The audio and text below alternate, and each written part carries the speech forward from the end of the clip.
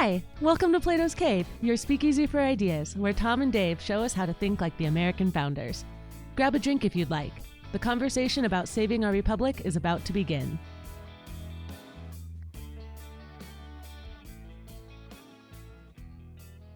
So, Tom, this week, Joe Biden has decided to get in front of a podium quite a bit. It's a little bit more than we're used to seeing. I don't know if I probably shouldn't say this, but I don't know if does he want to do rallies? I heard sometimes those can be effective. He's been doing rallies. I gotta wonder sometimes if it's actually if he's doing them straight or if there's some medications involved. I hate saying it, but it really appears that way. Yeah. Anyway, at a rally earlier this week, after the infamous red background speech, right, he had a guy in the crowd who was heckling him. He had a Trump supporter heckling him in the crowd. Right. And Joe Biden's comment essentially was, "It's a right. He has a First Amendment. He has a First Amendment right to be an idiot." And it was very reminiscent of Donald Trump. Well, Dave, that sounds kind of unpresidential. You'd think, I mean, that's what everybody on the left hated for so long, was Trump calling people idiots and now we're hearing it directly from Biden. And that was the progress. He's so unpresidential. So I decided I wanted to play a game with you this morning. Okay. I went and I found a list of quotes. Okay. And I thought I was going to actually have to go do all this work, right? I thought I was going to have to go find the quotes and find what did Biden say, what did Trump say, and do the work. Turns out Bloomberg, of all places, did the work for me. They have on their website, there's no date on this. Let's be clear for those who aren't familiar. Bloomberg is no conservative right-wing outlet. Correct. And I actually take that back. I just found the date on it. This is August 29th of 2019. Donald Trump was still president when this came out. Interesting. So this isn't even Joe Biden as president. Right. This is Joe Biden when everybody said we need to elect Joe Biden because he's presidential. Right. Here's a list of 15 quotes. Okay. I want to go through really quick. So my job is to decide. You tell me, it's either Trump. Each one is either Trump or Biden. Trump or Biden. You tell me which one it is. Okay. All right. First one. We'll do this like a lightning round. I stopped in Singapore to meet with a guy named Lee Kuan Yew, who most foreign policy experts around the world say is the wisest man in the Orient. Well, I'm going to say that's Biden because of his foreign policy background. That is Joe Biden. But he used the word Orient, which apparently is not acceptable in common terms. Well, I have heard from some that you can call a rug Oriental, but you can't refer to it as a place that people live or to the people as. Okay. Good to know. Oriental. I'll file that in the memory bank for the next time I need to worry about it. From Phoenix to Flagstaff, from Mesa to Yuma to the Red Rocks of Sedona, this great state was settled by some of the toughest men and toughest and most beautiful women ever to walk the face of the earth. I'm going to say that's Donald Trump. That is Donald Trump. Okay. Yeah. That's Donald Trump. I think I probably have a much higher IQ than you do, I suspect. I'd be delighted to sit down and compare my IQ to yours if you'd like, Frank. Donald Trump. That was Joe Biden. Bragging about his IQ. That sounds like a Donald Trump That really line. does. That's delicious. I'm not sorry for anything I have ever done. I have never been disrespectful intentionally to a man or a woman. Donald Trump. That is Joe Biden. And I'm not doing very well here, Dave. This is going to be like a batting average by the time I'm done. This one you and I'll like. I punched my music teacher because I didn't think he knew anything about music, and I almost got expelled. I'm not proud of that, but it's clear evidence that even early on, I had a tendency to stand up and make my opinions known in a very forceful way. I'm going to say that's an excuse for his shaky academic background, Joe Biden. That's a Donald Trump quote. You're on a roll, Tom. I really am. Wow. Here's a good one. I cannot believe that a Frenchman visiting Kyiv, however we're going to say it. I cannot believe that a Frenchman visiting Kyiv went back home and didn't say he discovered the most beautiful women in the world. That's my observation. It's certain you have so many beautiful women. Donald Trump. That's a Joe Biden quote. Wow. So, okay. So Trump was commenting on the beautiful women in Arizona, and Biden's commenting on the beautiful women in Kyiv. Yeah, that's great. Okay. The press always asks me, don't I wish I were debating him? ? No, I wish we were in high school. I could take him behind the gym. That's what I wish. Donald Trump. That is a Joe Biden quote. Wow. And now just reframe this again, Dave. This is a man we need to elect into leading up to 2020 election. We got to elect him because he's presidential. And we've had 4 years of a very unpresidential president. So we need Biden. And these are all the things that people went on and on about Biden or about Trump about. I guess we'll have to compare IQ tests, and I can tell you who's going to win. We just had an IQ. We just had an IQ quote. Wow, here's another one. Joe Biden. No, that is Trump. That's Trump. Okay. So they both decided to say I have a higher IQ than you. Although Biden was talking to Frank, who I'm guessing is somebody in the media or somebody else. It doesn't say who Frank is. Right. Trump was actually talking about Biden. Nobody has more respect for women than I do. Nobody has more respect. Oh my goodness. That sounds like Donald Trump. That is a Donald Trump quote. Okay. I mean, you have to, anytime it says then nobody has a better than I do. Right. It's always Trump. What I'm trying to do is go around town to town, and I'm drawing as big of crowds, bigger than anybody. Have you seen anyone draw bigger crowds than me here in this state? Oh, that's Trump at a rally. That is Joe Biden. Bragging about the size of his crowds. Size of his crowds. Sounds familiar, though. Wow, that really does sound familiar. Maybe Donald Trump studied Joe Biden back in the 2016 election and just used all the material from Biden's, 50 years in office. Or maybe they just both studied Saul Alinsky. Well, that could be it too. Okay, we're on number 11. Okay. It's packed outside, as you'll be able to see, but they've never seen crowds like this over here. Sounds just the same. It does sound the same. I'm going to say that. Well, then let's go with Joe Biden. No, that was Donald Trump. Oh, my goodness. All right, number 12. This one you probably heard before. This one was going around for a while. You cannot go to a 7-Eleven or a Dunkin' Donuts unless you have a slight Indian accent. I'm not joking. I want to make a really bad joke, but I'm not going to. I'll leave it to the Simpsons to make jokes about Indians. Donald Trump. That was Joe Biden. That was Joe Biden. You can't go into a 7-Eleven or a Dunkin' Donuts unless you have a slight Indian accent.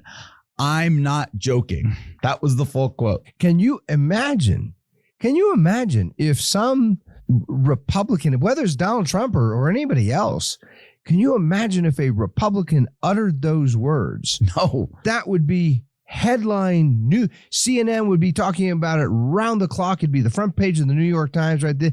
This would be this great scandal. And if it wasn't a politician who you could just vote out, or you could, if it was somebody in Hollywood, talk about being canceled. I mean, The Simpsons almost got canceled. They had to get rid of the Apu character, because he had this Indian accent. Right. All right. We're on 13 of 15. We're almost there. When these people walk into a room, they don't say, "Oh, hello, how's the weather? It's so beautiful outside. How are the Yankees doing? They're doing wonderful. That's great." They say, "We want a deal." That's Donald Trump. That's Donald Trump. Yep. It sounds kind of normal. Right? I was going to say he's probably right about that. Yeah. The people he was talking about, he's talking about a certain group. He's probably accurate about that. I promise you, you're going to see the single most important thing that changes in America. We're going to cure cancer. That's Joe Biden. That is Joe Biden. Joe Biden promised to cure cancer. He's done it recently, too. In fact, I have in front of me the text of his speech from last week, September. Was that September 1st? Yep. And he repeated that. And he keeps saying it again. We're going to cure. Not only are we going to cure cancer, when he says we, he means the government. The government's going to lead the way in curing cancer. So nobody's really made a big deal about that. But number 15. We'll come up with the cures to many, many problems, to many, many diseases, including cancer. Joe Biden. That was Donald Trump. Oh, that was Donald Trump. Well, Dave, it seems like they're almost indistinguishable. Just about. We have a country ready to rip each other apart because people who voted for Biden and like Biden think Donald Trump is just the greatest evil imaginable. Well, in fact, Joe Biden himself as president stood there on on work time as president of the United States, saying that Donald Trump and his supporters are the greatest threat to our democracy. And we can talk more about that in a minute. And then, of course, right, people who voted for Trump, who like Trump, who want Trump to be successful, they think Biden and his acolytes and all of his, political groupies represents this just the demise of the United States, the end of our constitutional republic. And yet, when you go through those lines, I mean, it's quite fascinating. There's a whole lot of similarity. Well, and there's so many people out there who voted for Joe Biden simply because they didn't like the Donald Trump tweets. They didn't like the Donald Trump quotes. They said, I don't mind his policy, but man, I just don't like him. I don't want him representing our country. I don't want him out doing. He's boorish and rude and all these his mannerisms are terrible. He objectifies women. Yep. All of these things. And then all of a sudden, we have these things coming on. And then there's the whole that wasn't a part of that. There's the whole thing about I'm still having a really hard time getting past. I like to believe quite a bit. You can judge a man quite a bit by his children and by the way his children act. And you look at Joe Biden's family and it makes you worry. It makes you question like what was going on in that household while they were growing up. You might not love the attitude of Donald Trump's kids. They might be a little egotistical. They might have some attitude problems that you don't like, but you can't say that they're not out there working hard. You can't say that they're not out there trying to do something with their life, staying as best they can out of trouble. They're not in rehab. They're not writing things in diaries that they're leaving under beds in rehab centers that are horrible things about their father. There's a lot going on there. And for all these people out there who sit there and say, I just had to vote for Biden because who I don't want to listen to this Trump guy anymore. I don't want to listen. And now we're hearing it all of a sudden all over again. And you have this speech in front of you. And that speech, we're going to get to the words of it in a minute, but that the ominous overtones of that speech, the ominous backdrop of that speech, the red, the memes wrote themselves. I know. I was going to say, I'm seeing these memes where it's scenes from Star Wars, the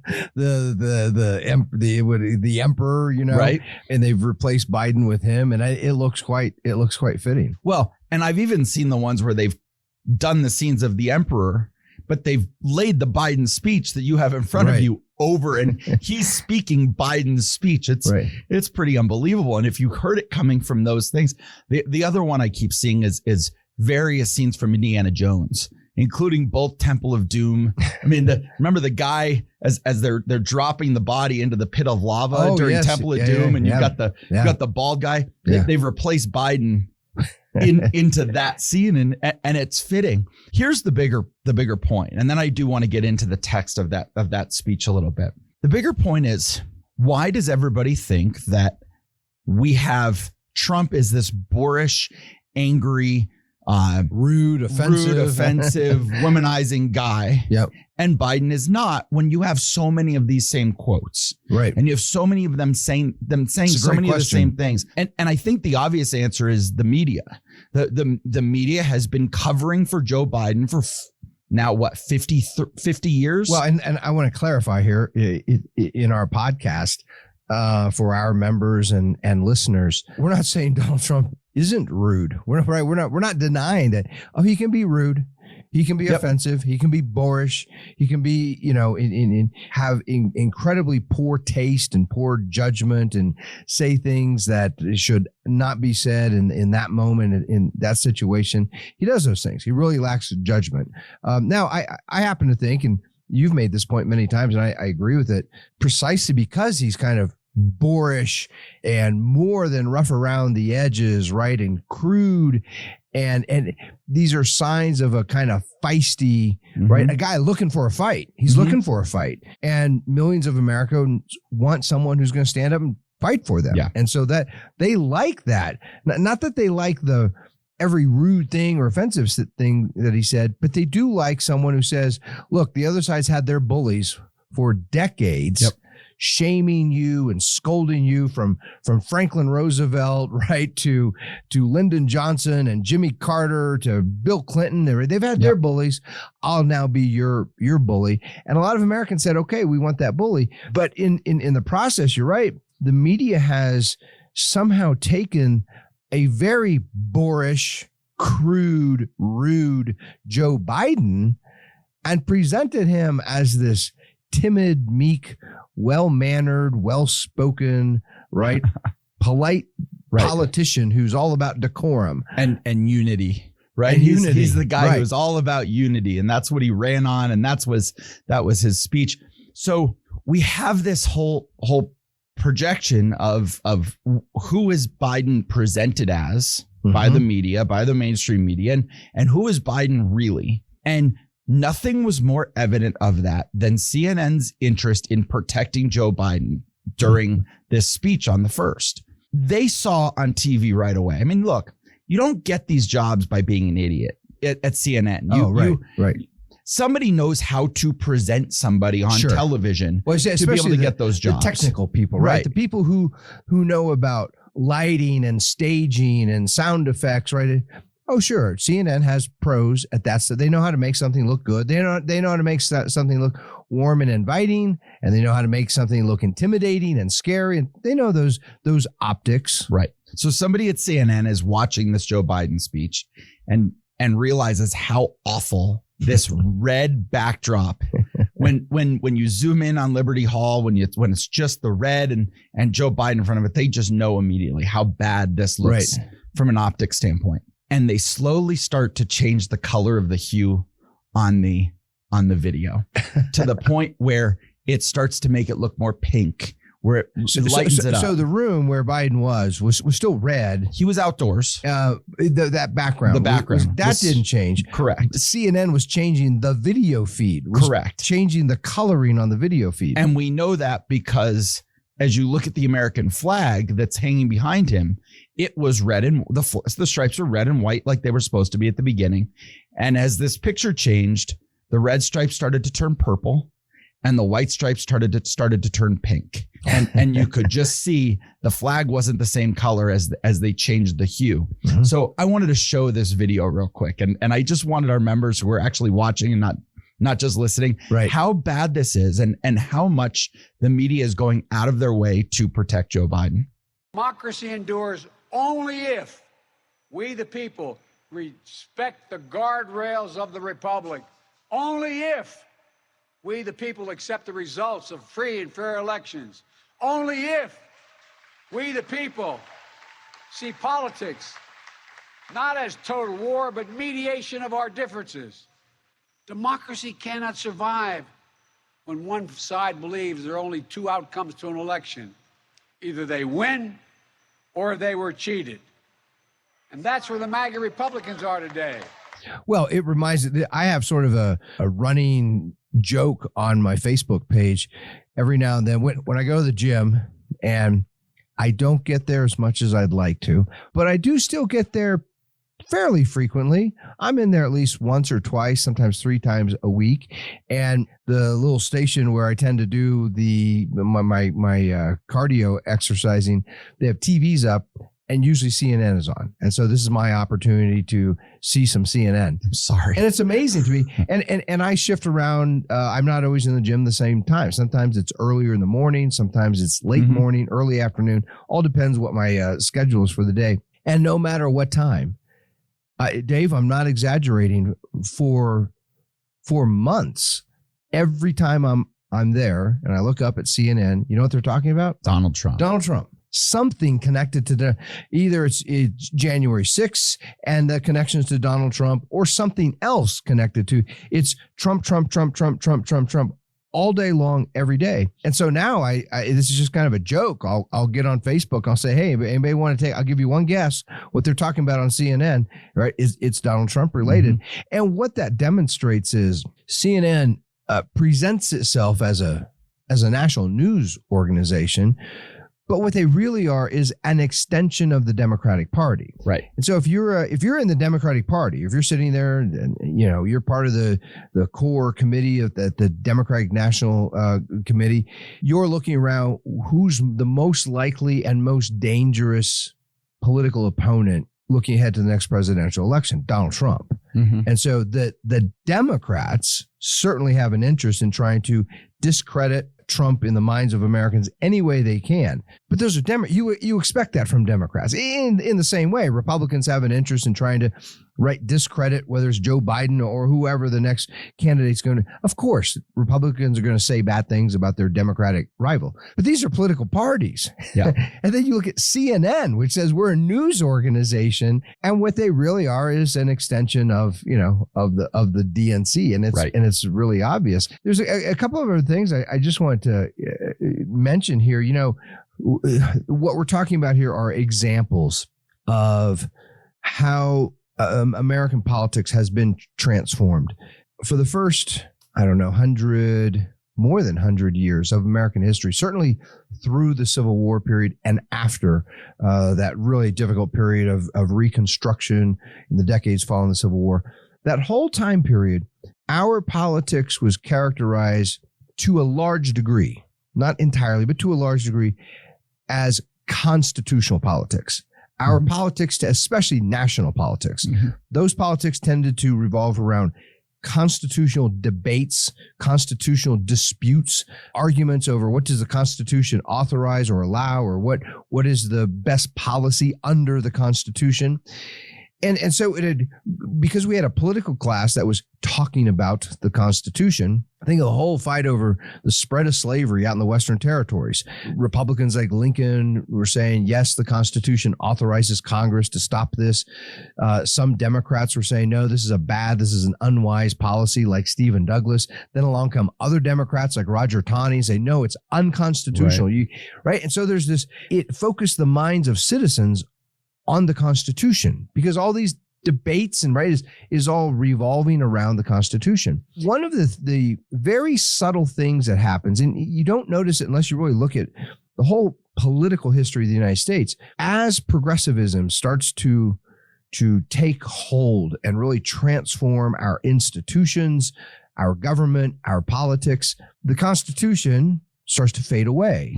Because the whole progressive agenda is about a very unconstitutional, in fact, I would argue an anti-constitutional bureaucratic regulatory state. Progressives are not going to stand up and talk about the Constitution, because the Constitution doesn't authorize the huge administrative state they want to build. So what they tended to do was either dismiss or discredit the Constitution, make fun of it, say it's old and it's racist, or more likely just ignore it. Just say we have this new, Franklin Roosevelt announcing the new Social Security plan, and he just ignores the Constitution. We have this great program for you. You're going to love it. Don't worry about that Constitution. Who cares about that? And as our politics moved away from the Constitution became less relevant, less important, less frequently mentioned. What took its place were personalities. Right. And so we get a much more personality-driven politics in the modern progressive era. Well, let's not forget, we talked about this, I want to say 6 weeks ago on the podcast, give or take. I'm thinking back to where I was when we were actually talking about this. Yeah. We did a podcast and we were talking about Calvin Coolidge. And people today, we hear all the time, oh, you got to ignore the Constitution. It was written a long time ago by people who didn't know what the world was going to be like today. Right. That argument was being made 100 years ago, and Calvin Coolidge was fighting back against that then too. It was on the anniversary of the Declaration. Right. He says on the 150th anniversary of the Declaration, he says there are people saying this document was written 150 years ago and it doesn't matter anymore, and nothing could be farther from the truth. Yeah. So to everybody who wants to say, well, in FDR's time they didn't. No, they were having the same debates then, and there have been the same fights. Whether it was Calvin Coolidge to us, there have been people still trying to fight to say, no, the Constitution and the Declaration still matter. Well, and I think it's always worth pointing this out when someone makes a sort of foolish, not well thought out remark like, Well, the Constitution doesn't say anything about the internet, right? Or computers or modern technology. Right. Well, it's also true that the Constitution says nothing about horses and buggies, nothing, or horseshoes, or washing your clothes in by hand on a washboard, or it doesn't talk about those things either. What the Constitution does talk about, it talks about positions in which human beings will have political power over other human beings. That's what it talks about.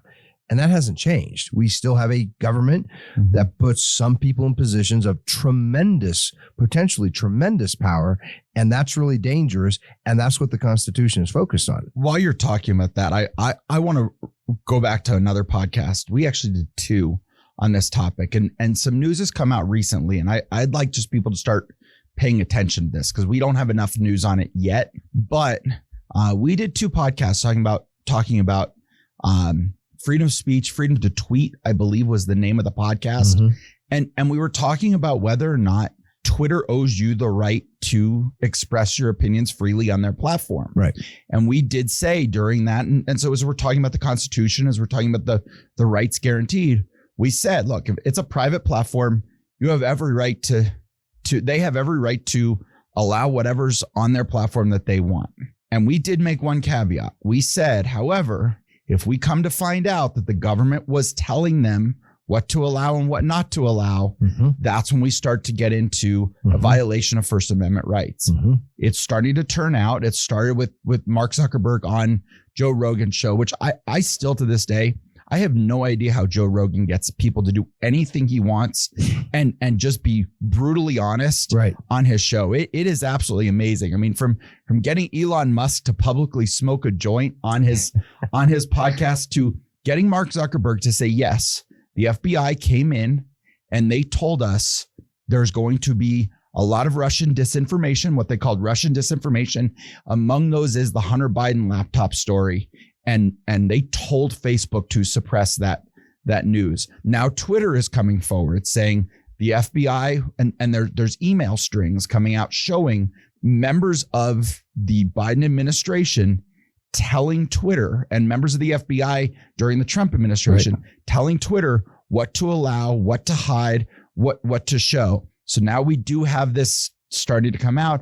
It's starting to become a running joke. The only difference between the truth and a conspiracy theory is 18 months. Right. And that's a great cliche because there's a lot of truth to it.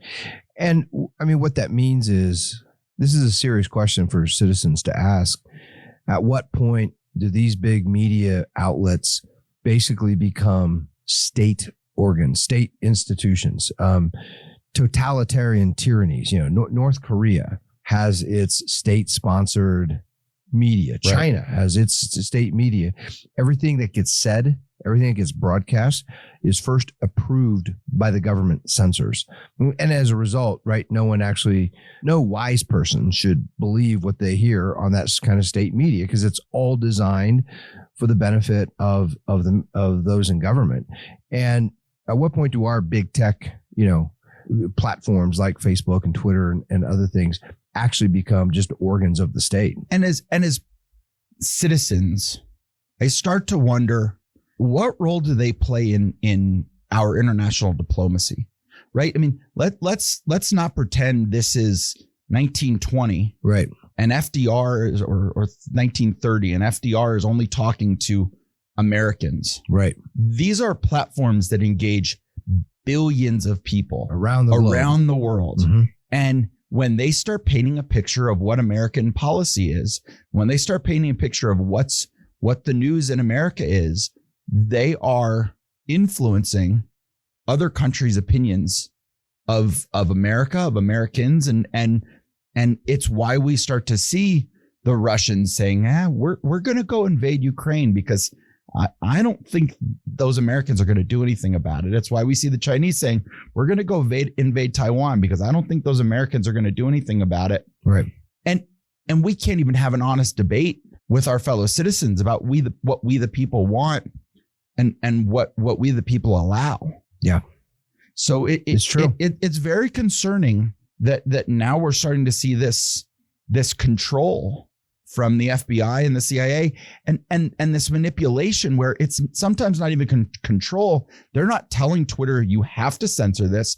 They're making up lies to Facebook and Twitter to make them want to censor it. Yeah. Well, and and that sort of leads us to this deeply troubling speech that the president gave last week, with the red lights and all the theatrics going on. Set that aside. What I'm interested is the actual content of the speech. I have it in front of me. And one of the things I would recommend to our members, if they have never done this, next time there's an important political speech, and it doesn't matter if it's a speech you like or dislike, or a politician you agree with or disagree with, try reading it rather than watching it, listening to it. You can do both, but when you actually have the text of the speech, it gives you an opportunity to analyze and compare parts of the speech, right? And really look at it as a whole in a systematic way that's hard to do when you're just watching a video or listening to the audio.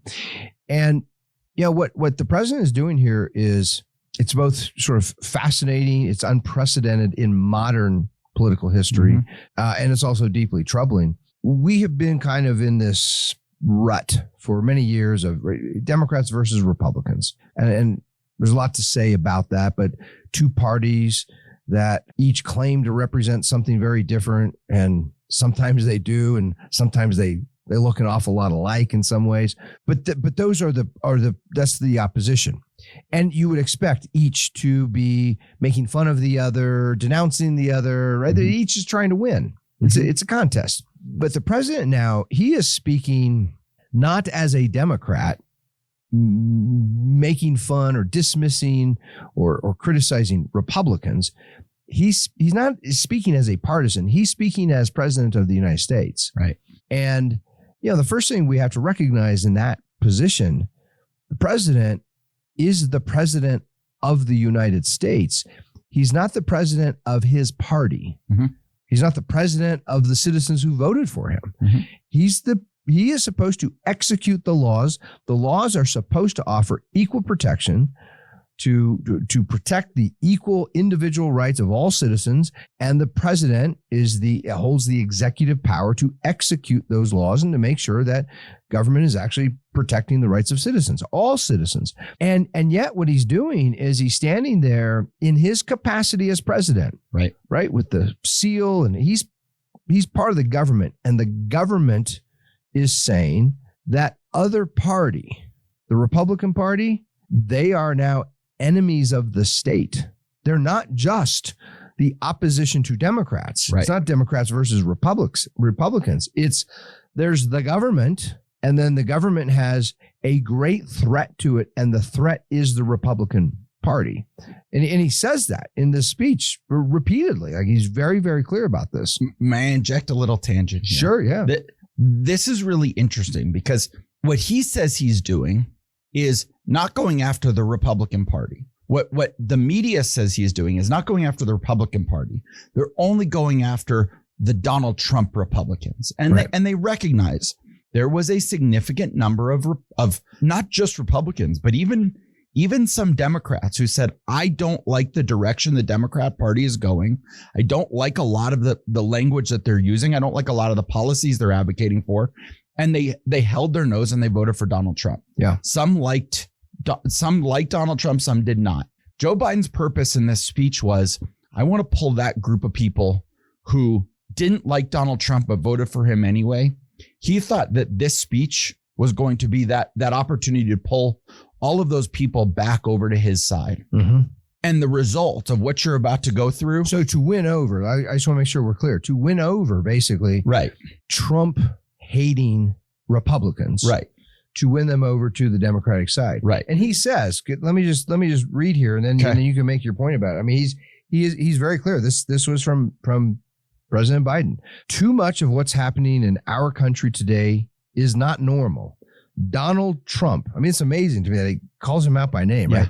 Donald Trump and the MAGA Republicans represent an extremism that threatens the very foundation of our republic.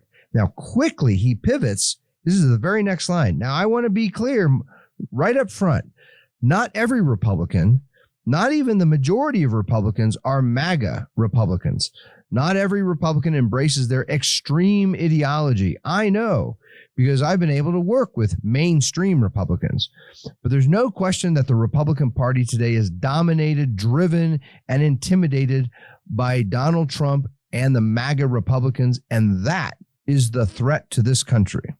So he was somewhat effective in getting some of these non-Donald Trump, these Republicans that did not prefer Donald Trump. Right. He was somewhat effective in saying to themselves, yeah, don't know that I still like him. I don't know that I want him running. If he does run, I don't know that I could vote for him again. Yeah.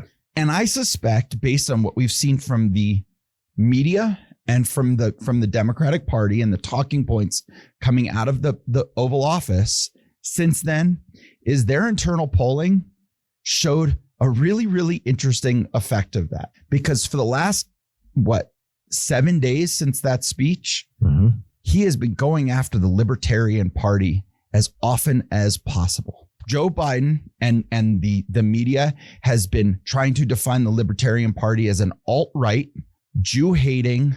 They might not be religious, but they are extremists. They are dangerous.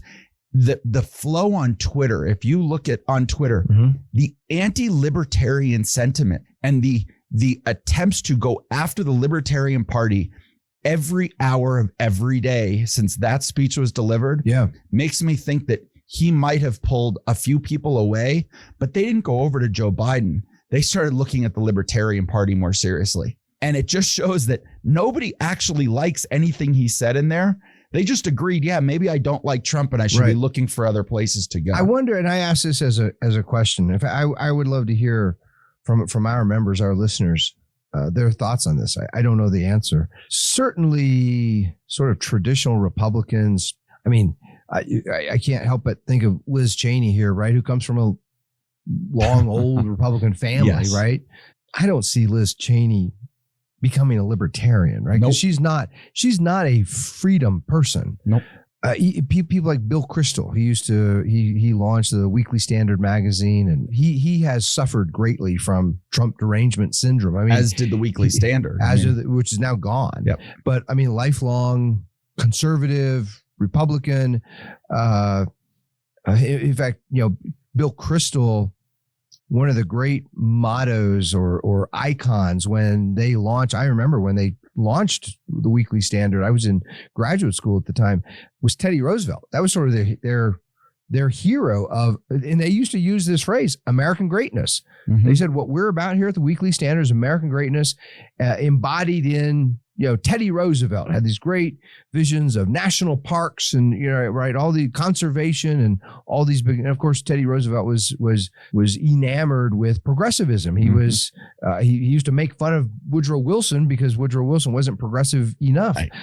And my point about that is, like a Bill Kristol, he's not going to become a libertarian. Nope. He's not all of a sudden going to embrace freedom and free markets and property rights and you can't love Teddy Roosevelt and want to go be a libertarian. So I wonder, are there Republicans out there who are sort of disappointed with Trump, frustrated by Trump, don't like all the, over the top rhetoric and boorishness and everything? Are they flirting with the Libertarian Party? I don't know. My experience, my observations, my conversations have been they're looking for something. They're not going to go to Liz Cheney. They don't. A lot of these people are those who will talk about the uniparty, right? They're all progressive. They're all either a Teddy Roosevelt progressive or a Woodrow Wilson progressive, but they're all progressive, right? They just don't like these big government conservatives. They don't like George W. Bush. He was the guy who went and invaded Iraq and started an unjust war that lasted for 3 decades. And you have the Dick Cheneys and you have the Mitt Romneys. They don't want that just as much as they don't want Biden. They think they're all part of the same cabal. They think that Trump was the only one really pushing back on that, but they don't really like Trump. So they're just out there looking for an alternative. So that means there's an opportunity. There is. Now, I will say the Libertarian Party is not doing itself any favors. Some of the things that have been tweeted as people are starting to pay more attention, have come across extremely anti-Semitic, especially the Libertarian Party of New Hampshire, which is supposed to be the sort of the standard bearer. Yeah, that's like the home base. That's where all the they've had this project for years. That, the idea was get thousands of libertarians to move to New Hampshire and turn New Hampshire into this kind of libertarian free market paradise. They've had this bad habit of making jokes about 6 million things in relation to the 6 million Jews killed in the Holocaust. And it's been this ongoing commentary that everything is, well, maybe it should be 6 million. Maybe it should be 6 million this. Maybe it should be 6 million that. There's some people at the top of the libertarian. Speaking in code about the Holocaust? There are at the top of the Libertarian Party of New Hampshire, there are some Holocaust deniers. I see. And it's an issue. So they're not doing themselves any favors. And obviously we've talked in the past about how Spike Cohen handled himself at the Libertarian Convention last year. Yeah. He gets in 2019, he gets nominated as vice president and decides to make a mockery as the candidate for vice president. Right. And decides to make a mockery of the election by doing a striptease down to a thong bikini. Right. So there's that. So it's just very hard. I mean, they have an opportunity right now. There are lots of people out there on both sides of the aisle who are just saying, I don't like any of this. Give me something different. And it's interesting for those, we have within our base of members and listeners to this podcast, we have some libertarian types. Mm-hmm. We have some very strong traditional Republicans who dislike the whole Libertarian Party because they think the Libertarian Party spoils a bunch of elections, takes votes away from Republicans. That's a typical common Republican complaint. But the history of the Libertarian Party itself, I mean, it is quite revealing. And it speaks directly to the opportunity right now. I mean, it was founded just down the road in Colorado Springs, Colorado, in the early 1970s. Think about what's going on in the early 1970s. Richard Nixon. And Richard Nixon is creating the Environmental Protection Agency, and he expands the Office of Price and Wage Control. And he's a big government, big regulation, big spending, progressive Republican. And a group of sort of constitutional conservatives, free market, property rights Republicans said, if that's the Republican Party, if that's what this is, Richard Nixon is now, that's what the Republican Party has become, then we're not Republicans. Right. We want to go do something that's for liberty. And that's why they found the Libertarian Party. And, it's interesting. The Republican Party, the best thing that it could do. Well, I'm going to repeat something my old professor, my mentor, Harry Jaffa, who's been gone for years now. He used to say this repeatedly every week. He would say, if freedom is going to be saved in America, it will be saved by the Republican Party. Because the Republican Party is the only part that even has parts within it that care about the principles of the founding. Right. And if the Republican Party is going to be saved, it's going to be saved by the conservative movement within it. And if the conservative movement within it is going to be saved, it's only by adopting the principles of the American founding. And that's why Professor Jaffa he spent a half a century engaged in discussion, debate, persuasion, trying to persuade conservative intellectuals and thought leaders and people who persuaded and inspired others to adopt the principles of the founding. Because if you think that the principles of the founding are just widespread and uniformly adopted within the conservative movement, they're not. Right. And that's very much where we are. And so, I would say today there's an opportunity for the Republican Party to stand up and say, look, we are the real standard bearers of the founding, this project in self-government. And if they won't do it, there's an opportunity for the Libertarian Party to stand up, or some other party to stand up and say, we're for the ideas and principles, that those signers of the Declaration, when they pledge their lives, their fortunes, and sacred honor, that's what we're about. Yeah. We're here to maintain that pledge, to keep that pledge going. And it's really hard to find that kind of seriousness. Now, the other thing I find fascinating in this speech that the president gave, he is nodding, making a big nod, a big move, a big gesture toward the founding. I find this fascinating that in a world of critical race theory, in a world of where Ibram Kendi can go out and make millions of dollars in speaking fees, speaking to the biggest corporations in America. He's there when they have, training, when Coca-Cola has training for 50,000 employees, it's Ibram Kendi, right. This radical communist. And Kendi has said, the answer to past discrimination is present discrimination. That's what we should be doing. So if black people were treated badly in the past, then it's time to treat white people badly. Right. And we live in this age where this is now mainstream. Sure. Within the Democratic Party, the 1619 Project, right? Trying to redate it and the founding and more importantly say America is all about slavery. Sure. That's what America is. It's in its DNA. That was the line by Hannah Nicole Jones. At this moment in time where progressives and Democrats have embraced this kind of vitriolic hatred and disgust for America, President Biden came out and he spoke like a conservative in many parts of the speech. Okay. Praises the founding. He doesn't say America is disgusting and terrible. In fact, where did he give the speech?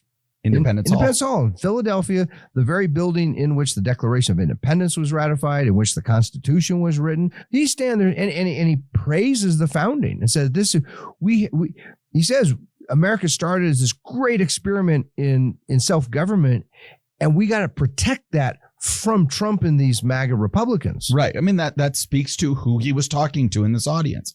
He was talking to Republicans who believe in the founding, who believe in generally the American idea, but don't necessarily like the boorish nature of Donald Trump. Yeah, I think you're right. You're spot on, because he knows, right? He knows that Democrats are going to vote for him. The Democrats are not going to go vote for Donald. He knows that. He already has them. Where can he pick up some additional votes, some additional support? Disaffected Republicans, right? Right. It was interesting. I'll never forget in a statistics class, my professor used this example. He was out on the beach one day, and it was sort of this cove, and the beach was such that there's big rocky cliffs at both ends. So this is the whole beach.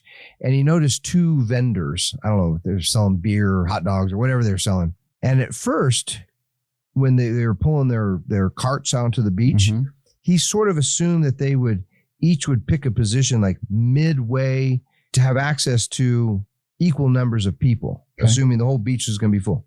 But he said they didn't. You know where they went? They went right in the middle, right next to each other, because this guy on this side knows, well, everyone on this side, I'm the closest one. So I already have all of them.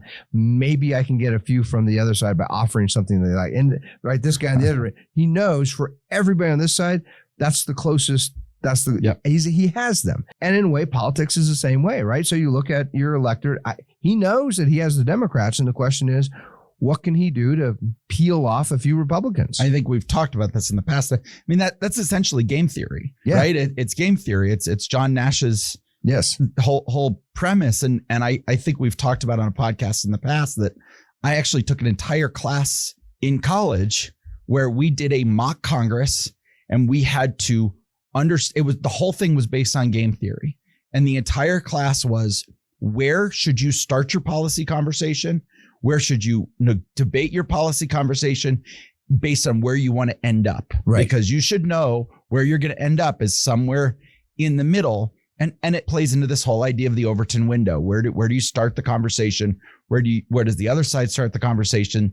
And you're going to eventually end up somewhere inside the Overton window. Right. Unless you start too far outside of it that nobody even takes you seriously. And then the other side gets the whole thing. So that vendor, that food vendor could have gone all the way to the other end.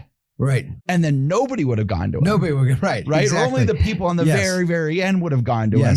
And then everybody else would have gone to that same guy. So there is that point of going too far. And I think what Biden thinks and what we probably see in this speech is that Trump is all the way over on that far end. He's all the way out there, and that he can get all kinds of people to start coming on board because he's way too far outside of the game theory playing field. If you've remarked before about the connection between Joe Biden and Franklin Roosevelt, and there's a lot to it. I mean, he claims, and other Democrats proudly tote up that Joe Biden is the heir to Franklin Roosevelt. Right. There's this continuous line in the Democratic Party from Franklin Roosevelt through Lyndon Johnson, through Jimmy Carter to Joe Biden.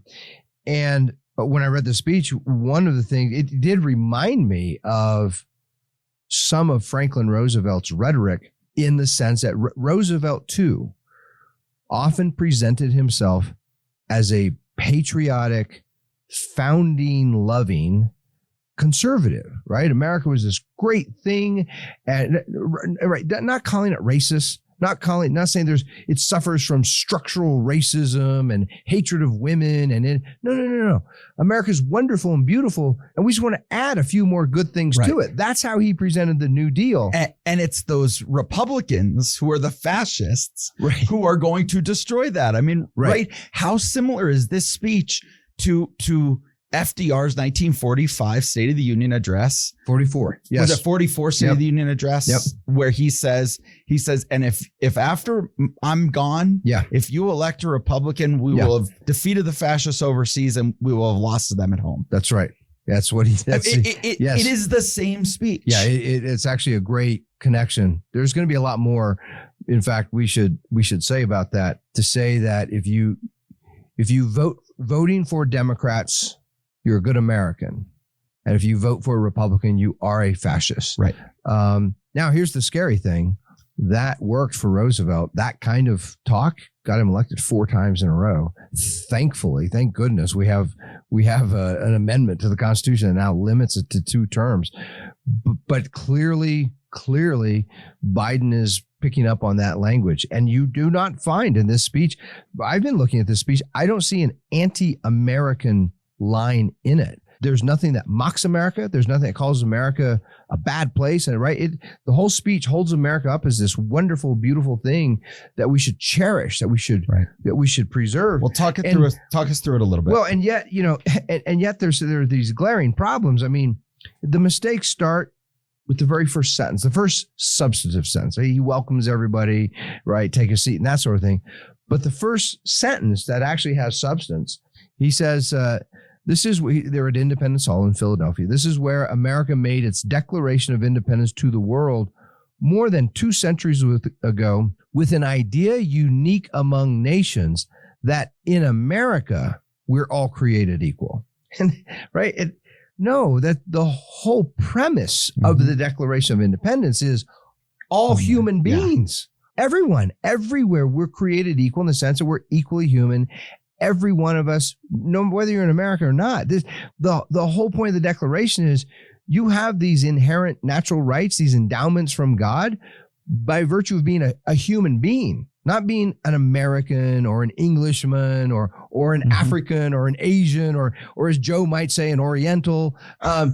But just by being a human being, that's because the whole premise of the Declaration is we don't get our rights from government. Our most important rights are natural. They're inherent. You just hit the nail on the head.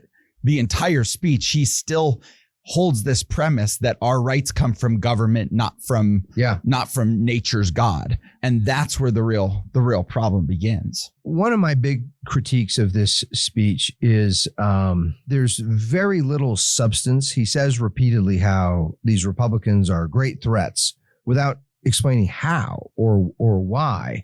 He also exaggerates. I mean, things like he says, MAGA forces are determined to take this country backwards to an America where there is no right to choose, no right to privacy, no right to contraception, no right to marry who you love. They promote authoritarian leaders. They fan the flames of political violence, and they're a threat to our personal rights.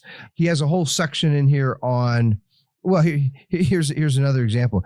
Here's the president of the United States describing his political opponents, right? The Republican Party. They embrace anger. They thrive on chaos. They live not in the light of truth, but in the shadows of lies. Now, if we were playing our game, from the beginning, and I had said, does this quote represent the Democratic Party or the Republican Party? I'd say it pretty accurately represents the Democratic progressives. Right? Anger, fear, the world's going to come to an end. You have to support our climate change. If you don't support this man competing in women's sport, you're a hater. You're a bigot. If you don't support government commanding businesses who they're going to trade with and engage in business deals with, you're a bigot. You're a hater. I mean, this is all of Democratic policies spring from some combination of fear or anger and resentment. Well, and you talk about right to choose. I mean, I know he's talking about the Dobbs case and he's talking about the overturn of Roe. Right. But the entire progressive concept is based on there are experts here to make decisions for you. That's right. You shouldn't choose anything because you're incapable of making a good choice, including how to spend your own money. Right. You're too stupid to spend your own money. So we're going to take most of it from you because we can spend it better. And you talk about who's going to run on the Democrat platform in 2024. It's certainly going to be Gavin Newsom, who just said you can't drive a gas-powered vehicle anymore in California as of 2035. Right. These choices, right? Do I get to choose what kind of weapon I want to use to protect myself? Do I get to choose what kind of car I want to buy or what kind of car I want to make? What if I want to make cars? Do I get to make?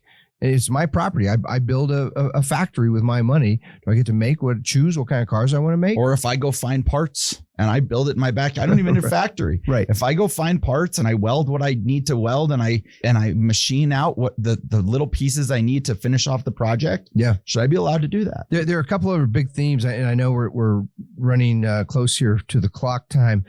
I thought it was worth mentioning, and I encourage our listeners to read through this speech a little bit, just to understand what's happening, how the political landscape is changing right now. Democrats have latched on to January 6th as this unique, unprecedented, great existential threat to the regime. I don't know anyone other than progressive Democrats who think that what happened on January 6th was an existential threat to the regime. Democrats are the same ones who mock those of us who want to protect ourselves. They mock us all the time. Say, "What are you going to defend yourself against the United States Marines and a fighter? An Apache helicopter?" Joe Biden just did it. You're right. He did. He's like, "What are you going to do with your little guns out there? You're going to fight back against an F-15 fighter jet." Right. And what is he going to bomb his own cities? Right. Which is hugely problematic in itself. But if you believe that, if you're a progressive and you believe the United States military and law enforcement combined is such an awesome, overwhelming power, no one can mess with it, then do you really think some people stomping around in the Capitol and taking pictures and breaking some windows is an existential threat to the regime, right? Which is it? Either tell us that this military and law enforcement cannot be harmed, or that they can, right? Make up your mind. But my bigger point is, throughout American history is a history of disputed elections, highly disputed elections, going back to the very first genuinely disputed election. George Washington, when he was elected, the first time he was elected unanimously. All the electoral votes were for George Washington. It was the third election which pitted Thomas Jefferson against John Adams. Right. And that's the election of 1800. And it was ugly and nasty. And these guys were saying things against each other that probably couldn't be printed today because of FCC regulations. And it was very close. It was unclear. There were electoral problems with the votes that were sent. Jefferson himself threatened that he was going to march on Washington with armed people if he was not declared the winner. This was in 1800, right? 1824.